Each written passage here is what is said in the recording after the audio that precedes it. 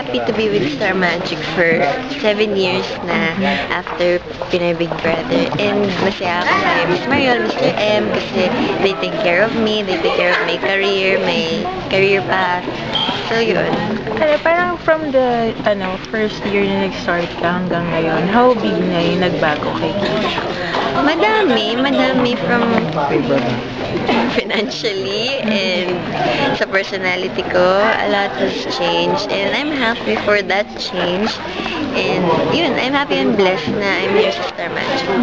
Tapos parang ngayon, nearing the end na yung show ninyo. Nakita ko yung picture mo sa Instagram, yung 1 year, yung first, yung 1 year. Yeah, 1 year na kami nagtitaping. So parang anong feeling nyo na parang for 1 year, inabot ng ganun kahaba yung teleserye ninyo and consistent na Yeah. Syempre lahat naman masaya kasi everybody wished for a successful teleserye and I'm happy na sobrang successful yung Inakapatid Anak. And umabot kami ng ganito katagal na nagtitaping. Usually it's just 6 months of taping. Ito 1 year ng taping. So happy and blessed. Para bang ganun, na-expect mo ba siya na ganun siya, magiging ganun kalaki siya, ganun kahit yung show mo? Actually, hindi. Pero lahat naman gusto tumagal yung teleserye nila. And happy lang ako sa naging outcome ng Inakapatid Anak dahil sobra siyang maraming Pilipino nakarelate kasi it's about Pilipinong pamilya.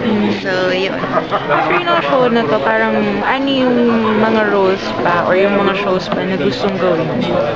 Madami pa eh. Mermaid. Nakatawa, diba? Long time wish ko na yan eh. Or maging kambal, or maging triplet. Ganun lang. Simple. Mga ganun, parang gusto mo pang mas ma-challenge. Yeah. Challenging. Yeah. Maraming parang nakarinig na kayo daw yung magre-revive ng Meteor Garden or parang sa Summer ID lang ba yan? Sa Christmas Station ID lang po yan. Summer Station ID. Pero hindi naman. Hindi naman po. Pero kung sakali bang bigyan ka ng chance to revise yung ganong klaseng? Oo naman po, kahit naman po sino. Any project, syempre mas maganda meron kaysa wala.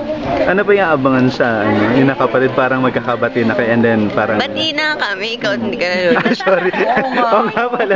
Last bati na sila. Bati na kayo. And then ano pa yung mga ibang mga... Madami pa sobra yung this week, yung kidnapan, kung makakalaya ba si Celine or mamamatay siya sa kamay ni Mio. Marami silang abangan. Paano ka nakaka-relate sa character ni Celine in real life? Celine kasi palaban, tapos go-getter, tapos she fights for what she think, parang ganun. Pero lang, gusto mo po yung designer niya dun sa fashion show? Kanina, si Pepsi Herrera. And how about your stylist? Stylist si Kim and Gupia. Thank you. Thank you. Thank you.